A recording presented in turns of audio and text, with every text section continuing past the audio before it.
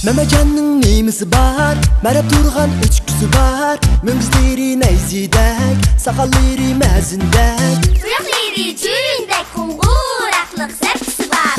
Cirin qumğuraq, daqımangdi un oğlaq. Öçkilərinin səkrişib, oynadığan çoxusu var. Dağız tüyge çıqqısı var. Güz, tak, tak, hey, bir-birini üsküsü var. Küçükken tatlaşıp, taşın taşqa atlaşıp, möngüzini çaplaşıp, tikçe qoğa yetkisi var. Oğla başlap Məməcan, seselarda yürgüsü var. Yıraqlarını körgüsü var, bulutlarını sevgisi var. Öşkülerini sakkusu var, takarak çapkusu var. Aşı tağda tulparının, yoğan tapsı var. Ah taş, gök taş, dere boyu sözlük taş. Seni bilen ben adaş. Oynadığan balı var mı? Uğradiğan balı var mı? Börediğan kalı var mı? Cımıldığan sular var mı? Dıpı atlar var mı? Uğradiğan balı var mı? Börediğan kalı var mı? Cımıldığan sular var mı? Dıpı atlar var mı? Oynaydiğan balı var mı? Oynaydiğan balı var mı? Yedi şaylı öylərgə, mənə zıqıb yüzlərgə, berib qalsa Qaşqarga, salıdığan sama var mı?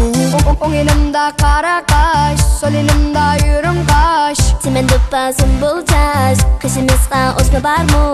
Hem yerini arladım, gibi barda bağladım. Bugün sorun buldu tayyar, sözlediğin balı var mı? Salam ay emekli, ben bir işkiyi sözley. Uyğum var baliymen, köp uyumlu beliymen. Tapşırıqlarım bək tola, kaçı diğen bana var mı? Kaçı diğen bana var mı? Bundaq eğer sömka var mı? Bu derdimge dava var mı? Eytan bizde guna var mı? Hem yerde masina, hem yerde öy bina. Keşteqini yıldızlar. Oynadığın tala var mı? Oynadığın tala var mı? Suda sözlük şola var mı? Kipinekler qoğlaşqan, gül içilgan dala var mı? Bolsam kiçik eyiq mən, suda üzülsəm beliq mən. Qış vaxtida uxlaşqa, patıdığın kamar var mı? Tepedığın hamam var mı? Yumlaydığın saman var mı? Yaraydığın, sayraydığın, bizge gari cahan var mı?